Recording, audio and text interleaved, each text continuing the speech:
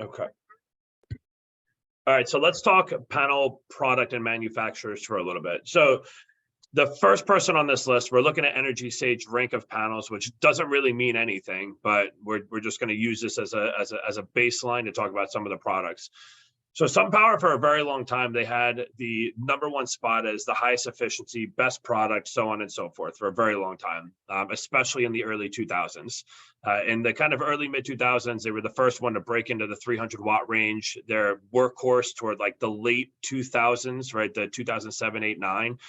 They released a 327-watt panel, which turned into their workhorse and was in the same footprint, solid product compared to anything else that was out there. Majority of the industry at that time was operating around 250 watts per panel. So that was a massive difference at that time when SunPower was pushing 327s and everyone else was pushing 250s. Yeah, that's an advantage.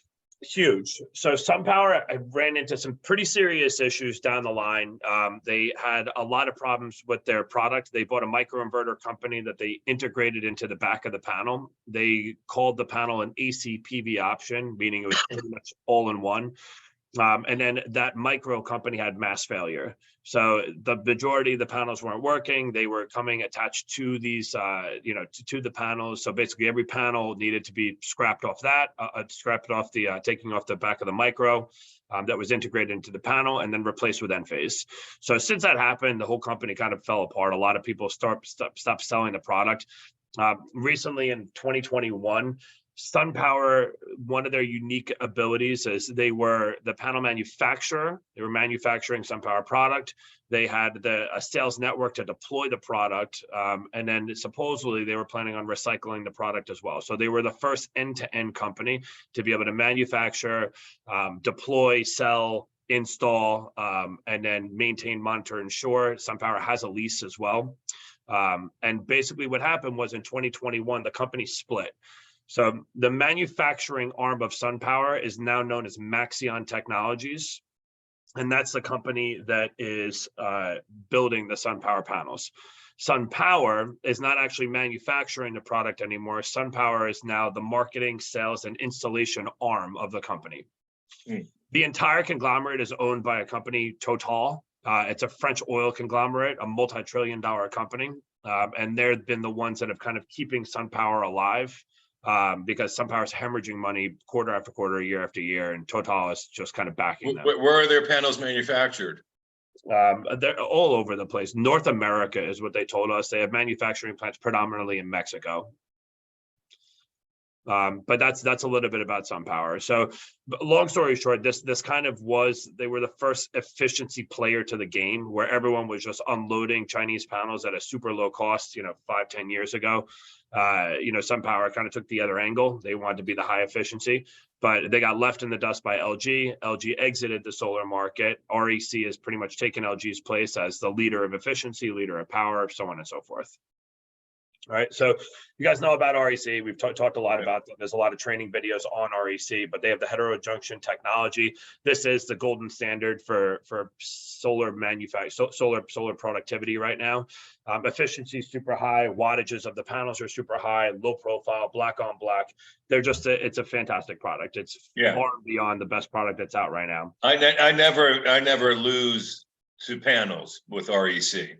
Yeah, they're even if someone comes in with expecting a SunPower or a Panasonic, I can say, I can convince them that the REC is the right way to go easily. Without a doubt. Yeah, they're a solid product. Panasonic is a pretty unique company. So they came into the solar space a while ago. They also wanted to have an edge, right, with their name, right? Panasonic's a household name, so they tried to come in and use that. They haven't really been able to get their lines off the ground. Every once in a while, you see a panel or two floating around. The cost points are extremely expensive compared to REC and a lot of the other products that are out there. And they just haven't been able to have a continuous supply.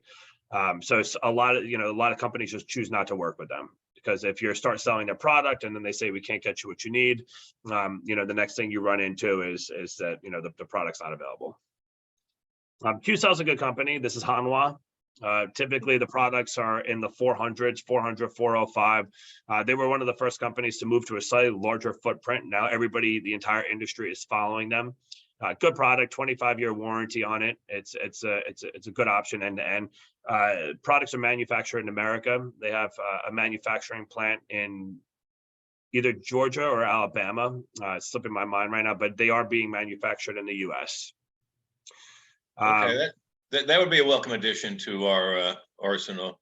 Without a doubt, yeah. Especially the U.S. element. I do get people that are specific to where the panels are manufactured. Yeah, so the only company that truly manufactures everything in the U.S. on this list is Mission, and Mission has big issues with supply right now. They have I never even heard of them. Yeah, and there's a good reason for that. I mean, they just don't supply a ton of the companies in our, especially of our size. Can maybe a couple smaller outfits that they don't sell a ton of jobs and don't have very large pipelines. But Solaria as well, also making manufacturing in the U.S. So Solaria, Mission Solar, those are the two kind of U.S. companies. Silfab they're a good company. They've been around for a while. Silfab's thing is they have a 30-year power warranty. So they have a 30-year power warranty, 25-year product warranty. So that makes them an industry best on the power side because But by what percent though? The efficiency side? No, the power guarantee. I think it goes down to 80 or 82, something along the lines of that. But they tacked on that extra 5 years. So when you're up against Silfab, that's what a lot of the people say. Oh, it's a 30-year linear power warranty. It's like, well, yes, technically it is, right? But our 25-year linear power warranty, especially if you're against REC, is 92%. So if you're at 92% year 25, and Silfab has a 30-year warranty that goes to 80 or 82. I mean, simple math is going to tell you that the REC is going to stand the test of time much better than a Silfab. I'm sorry, than a Silfab. Yeah. Other than that, we haven't really seen a lot of these other products out there. Canadian and Jinko, we've used them before. They're kind of just the lower end side, right? It's a little bit of a cheaper product. Canadian's not terrible. Trina's not terrible, but they are going to be on the lower end piece to this. Canadian moved to a larger footprint this year. They're using a product called an M10 wafer. So if you think about a panel, typical residential solar panel is 60 individual cells that make up the panel. So if you look closely at it, you can see each individual cell, right, pasted next to each other on top of the sheet. Canadian moved to the M10 wafer, which just means it's a giant wafer, bigger wafers, bigger panels. So the new Canadian line of product is very, very, very, very large compared to everything else that's out there. So we're seeing Canadian drop into this 400, 405 watt size, but the size of the panel is dramatically larger than the RECs and the Q cells.